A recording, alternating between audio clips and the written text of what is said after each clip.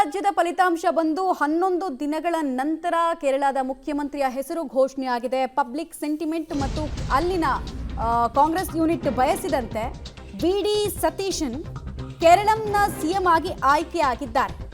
11 ದಿನಗಳ ಬಳಿಕ ಈ ಘೋಷಣೆ ಮಾಡಿದ್ದಾರೆ. ಆ ಮೂಲಕ ಎಂಡ್ ಕಾರ್ಡ್ ಅನ್ನು ಹೈಕಮಾಂಡ್ ಈ ಕುರ್ಚಿ ರೇಸ್ಗೆ ಸಂಬಂಧಪಟ್ಟಂತೆ ಹಾಕಿದೆ. ಚುನಾವಣೆಯಲ್ಲಿ ಪಕ್ಷವನ್ನ ಸಮರ್ಥವಾಗಿ ವಿ.ಡಿ. ಸತೀಶನ್ ನಡೆಸಿದ್ರು. ಕೇಂದ್ರ ವೀಕ್ಷಕರ ವರದಿ ಬೆನ್ನಲ್ಲೇ ವಿ.ಡಿ. ಸತೀಶನ್ ಆಯ್ಕೆಯಾಗಿದ್ದಾರೆ. ವಿ.ಡಿ. ಸತೀಶನ್ 6 ಬಾರಿ ಶಾಸಕರು ಮತ್ತು ಕೇರಳಂನ ಪ್ರಬಲ ಸಮುದಾಯ ನಾಯರ್ ಸಮುದಾಯದ ಪ್ರಮುಖ ನಾಯಕ. 6 ಸಲ ಗೆದ್ಕೊಂಡು ಬಂದಿದ್ದಾರೆ. ವೃತ್ತಿಯಲ್ಲಿ ವಕೀಲರು, last time leader of opposition ಆಗಿದ್ರು. ಮತ್ತೆ ಇವ್ರ ಜೊತೆಗೆ ಪಬ್ಲಿಕ್ ಸೆಂಟಿಮೆಂಟ್ ಜಾಸ್ತಿ ಇತ್ತು. ಕಾರಣ ಕಳೆದ 5 ವರ್ಷಗಳಿಂದ ಪ್ರಸ್ತುತ ಇದ್ದಂತಹ ಎಡಪಕ್ಷಗಳ ಸರ್ಕಾರವನ್ನ ತರಾಟೆಗೆ ತೆಗೆದುಕೊಂಡು ಜನಾಭಿಪ್ರಾಯ ಮೂಡಿಸುವಲ್ಲಿ ಇವರ ಪಾತ್ರ ದೊಡ್ಡದಿತ್ತು. ಅದರ ಜೊತೆಗೆ ಮುಸ್ಲಿಂ ಲೀಗ್ ಕಾಂಗ್ರೆಸ್ನ ಜೊತೆಗೆ ಕೈ ಜೋಡಿಸೋದಕ್ಕೆ ಇವರು ದೊಡ್ಡ ಪಾತ್ರವನ್ನು ವಹಿಸಿದ್ರು. ಈ ಎಲ್ಲ ಕಾರಣಗಳು ಮತ್ತೆ ಪಬ್ಲಿಕ್ ಸೆಂಟಿಮೆಂಟ್ ಮತ್ತು ಕಾಂಗ್ರೆಸ್ನ ವರ್ಕರ್ಸ್ದು ಮಾತು ಕೇಳಿಸ್ಕೊಳ್ಳಿಲ್ಲ ಅಂದರೆ ನಾವು ಪ್ರಾಬ್ಲಮ್ಗೆ ಗುರಿ ಆಗಬೇಕಾಗತ್ತೆ ಅನ್ನೋ ನಿಟ್ಟಿನಲ್ಲಿ ಈ ಆಯ್ಕೆ ಆಗಿದೆ.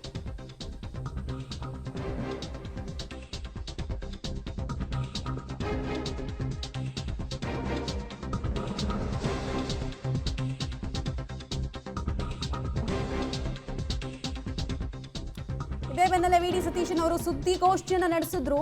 ಅಲ್ಲಿ ಜನರಿಗೆ ಕೊಟ್ಟ ಭರವಸೆಗಳನ್ನು ಈಡೇರಿಸ್ತೀನಿ ಅಂತ ವಿಶ್ವಾಸವನ್ನು ಕೂಡ ವ್ಯಕ್ತಪಡಿಸಿದ್ರು ವಿ.ಡಿ. ಸತೀಶನ್. ಹಾಗೆ ಕೆ.ಸಿ. ವೇಣುಗೋಪಾಲ್ ಅವರಿಗೂ ಕೂಡ ಧನ್ಯವಾದವನ್ನು ಅರ್ಪಿಸೋ ಮೂಲಕ ಚಾಣಾಕ್ಷ ನಡೆಯನ್ನ ಅನುಸರಿಸಿದ್ರು.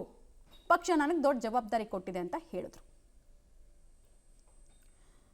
ವಿ.ಡಿ. ಸತೀಶನ್ ಕೇರಳಂನ ನೂತನ ಮುಖ್ಯಮಂತ್ರಿಯಾಗಿ ಆಯ್ಕೆಯಾಗಿದ್ದಾರೆ. ಶೀಘ್ರದಲ್ಲೇ ಅವರ ಪ್ರಮಾಣ ವಚನ ಕಾರ್ಯಕ್ರಮ ಕೂಡ ನಡೆಯುತ್ತೆ. ಕೆ.ಸಿ. ವೇಣುಗೋಪಾಲ್ ರಾಹುಲ್ ಗಾಂಧಿ ಅವರ ಕಣ್ಣು ಕಿವಿ ಮೂಗು ರೀತಿ ಇದ್ದಂತಹ ವ್ಯಕ್ತಿ. ಅವರನ್ನ ಆಯ್ಕೆ ಮಾಡ್ತಾರಾ ಅನ್ನೋ ಪ್ರಶ್ನೆ ಇತ್ತು. ಯಾಕಂದ್ರೆ ಅತಿ ಹೆಚ್ಚು ಶಾಸಕರು ಅವ್ರ ಪರವಾಗಿದ್ರು. ಬಟ್ ಶಾಸಕರಿಗಿಂತ ಹೆಚ್ಚು ನನಗೆ ಪಾರ್ಟಿಯ ಸಂಘಟನೆ ಮುಖ್ಯ ಅನ್ನೋ ಡಿಸಿಷನ್ಗೆ ಕಾಂಗ್ರೆಸ್ನ ಹೈಕಮಾಂಡ್ ಕೇರಳಂನಲ್ಲಿ ಬಂದ್ ಹಂಗೆ ಕಾಣಿಸ್ತಾ ಇದೆ. ಮುಂದುವರೆದು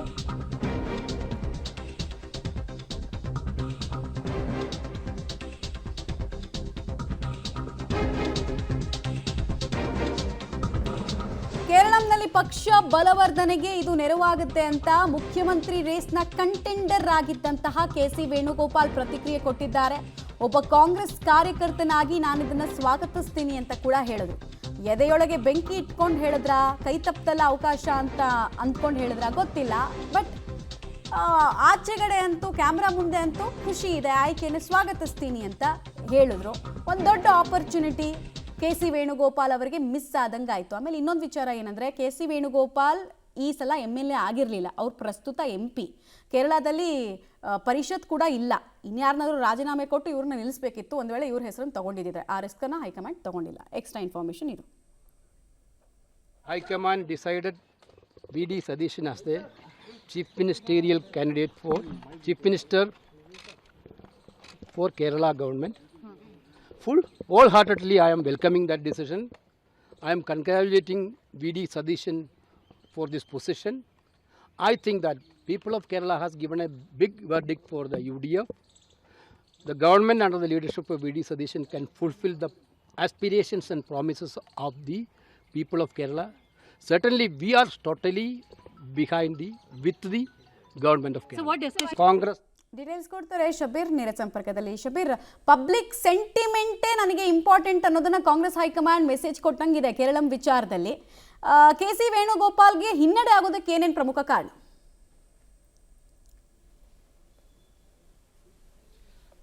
ನೋಡಿ, ಕೇರಳದಲ್ಲಿ ಮುಖ್ಯಮಂತ್ರಿ ಯಾರನ್ನ ಮಾಡಬೇಕು ಅನ್ನೋ ವಿಚಾರಕ್ಕೆ ಸಂಬಂಧಪಟ್ಟಂತೆ ಒಂದು ರೀತಿ ಹೈಕಮಾಂಡ್ ಕೂಡ ಇಕ್ಕಟ್ಟಿಗೆ ಸಿಲುಕಿತ್ತು. ಮುಖ್ಯಮಂತ್ರಿ ಆಯ್ಕೆ ವಿಚಾರಕ್ಕೆ ಸಂಬಂಧಪಟ್ಟಂತೆ ಸುದೀರ್ಘ 10 ದಿನಗಳ ಕಾಲಾವಕಾಶವನ್ನು ತೆಗೆದುಕೊಂಡು ಈಗ ಅಂತಿಮವಾಗಿ ವಿ.ಡಿ. ಸತೀಶನ್ ಅವರನ್ನ ಮುಖ್ಯಮಂತ್ರಿಯಾಗಿ ಘೋಷಣೆ ಮಾಡಿರುವಂಥದ್ದು.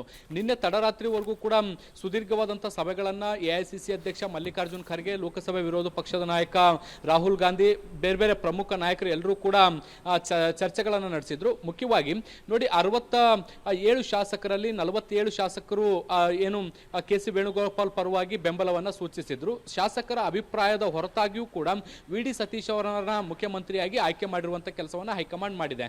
ಶಾಸಕರ ಅಭಿಪ್ರಾಯದ ಜೊತೆಗೆ ಮಾಜಿ ನಾಯಕರು, ಪ್ರಮುಖ ನಾಯಕರು ಯಾರೆಲ್ಲ ಇದ್ರು ಕಾಂಗ್ರೆಸ್ನಲ್ಲಿ, ಅವ್ರನ್ನೆಲ್ಲರನ್ನು ಕೂಡ ದೆಹಲಿಗೆ ಬುಲಾವ್ ಕೊಟ್ಟು ಅವರ ಅಭಿಪ್ರಾಯಗಳನ್ನು ಕೂಡ ಸಂಗ್ರಹಿಸುವಂಥ ಕೆಲಸವನ್ನು ಮಾಡ್ತು. ಮತ್ತಾಯ ಎಂಪಿಗಳ ಸಲಹೆಗಳನ್ನು ಕೂಡ ಈ ಹಂತದಲ್ಲಿ ಪಡೆಯುವಂಥ ಕೆಲಸವನ್ನು ಮಾಡ್ತು. ಬಹುತೇಕ ಎಲ್ಲರೂ ಕೂಡ ಶಾಸಕರನ್ನ ಹೊರತುಪಡಿಸಿ ಬಹುತೇಕ ಎಲ್ಲ ನಾಯಕರು ಕೂಡ ವಿ ಡಿ ಸತೀಶನ್ ಪರವಾಗಿ ಬ್ಯಾಟ್ ಬೀಸಿದ್ರು. ಮುಖ್ಯವಾಗಿ UDFನ ಜೊತೆಗೆ ಗುರುತಿಸಿಕೊಂಡಂತಹ ಮೈತ್ರಿ ಪಕ್ಷಗಳು ಕೂಡ ವಿ ಡಿ ಸತೀಶನ್ ಅವರೇ ಮುಖ್ಯಮಂತ್ರಿ ಆಗಬೇಕು ಅನ್ನುವಂಥ ನಿಟ್ಟಿನಲ್ಲಿ ಪಟ್ಟನ್ನ ಹಿಡಿದಿದ್ವು. ಸೊ ಹೀಗಾಗಿ ಅಂತಿಮವಾಗಿ ವಿ ಡಿ ಸತೀಶನ್ ಅವರ ಆಯ್ಕೆ ಮಾಡಿಕೊಳ್ಳುವಂತಹ ನಿರ್ಧಾರಕ್ಕೆ ಹೈಕಮಾಂಡ್ ಬಂದಂತೆ ಕಾಣಿಸ್ತಾ ಇರುವಂಥದ್ದು. ಸದ್ಯಕ್ಕೆ ಕೆ ಸಿ ವೇಣುಗೋಪಾಲ್ ಅವರನ್ನ ಮನವೊಲಿಸುವಂತ ಕೆಲಸಗಳು ಕೂಡ ಆಗ್ತಾ ಇರುವಂಥದ್ದು.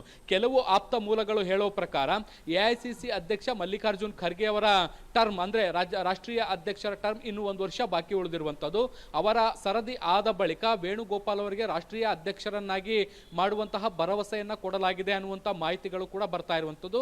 ಆ ಮೂಲಕ ಅವರ ಮನವೊಲಿಕೆಯನ್ನ ಮಾಡಿ ಈಗ ಸದ್ಯಕ್ಕೆ CM ಪಟ್ಟನ್ನ ಬಿಟ್ಕೊಡುವಂತಹ ನಿರ್ಧಾರಕ್ಕೆ ಒಪ್ಪಿಸುವಂತ ಪ್ರಯತ್ನಗಳಾಗಿದ್ದಾವೆ ಅನ್ನುವಂಥದ್ದು ಕೂಡ ಗೊತ್ತಾಗ್ತಾ ಇರುವಂಥದ್ದು. ಹೀಗಾಗಿ ಕೆ ಸಿ ವೇಣುಗೋಪಾಲ್ ಕೂಡ ಹೈಕಮಾಂಡ್ ನಿರ್ಧಾರಕ್ಕೆ ಬದ್ಧವಾಗಿದ್ದೇನೆ ಅನ್ನುವಂಥ ತೀರ್ಮಾನಕ್ಕೆ ಬಂದಿದ್ದಾರೆ. ನಿನ್ನೆ ರಾತ್ರಿವರೆಗೂ ಕೂಡ ಅವರು ತಾವೇ ಮುಖ್ಯಮಂತ್ರಿ ಆಗಬೇಕು ಅನ್ನುವಂಥ ನಿಟ್ಟಿನಲ್ಲಿ ಕಡೆಯ ಹಂತದವರೆಗೂ ಕೂಡ ಕಸರತ್ತು ಮಾಡಿದ್ರು.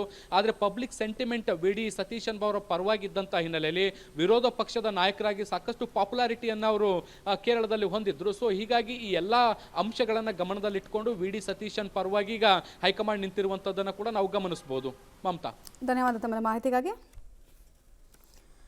ಓಕೆ, ಇನ್ನೊಂದು ಕಡೆಗೆ ಕಾಂಗ್ರೆಸ್ನ ಘಟಕ ಕೇರಳಂನಲ್ಲಿ ಸೆಲೆಬ್ರೇಷನನ್ನು ಮಾಡ್ತಾ ಇರೋದು ನೋಡ್ತಾ ಇದ್ದಾರೆ. ಇವರೆಲ್ಲರೂ ಕೂಡ ವಿ ಡಿ ಸತೀಶನ್ ಅವರ ಬೆಂಬಲಿಗರು. ಬಟ್ ಒಂದು ವಿಚಾರ ಹೇಳ್ಬಿಡ್ತೀವಿ ನೋಡಿ, ಸಿಹಿ ಹಂಚಿ ಸಂಭ್ರಮಿಸ್ತಾ ಇದ್ದಾರೆ.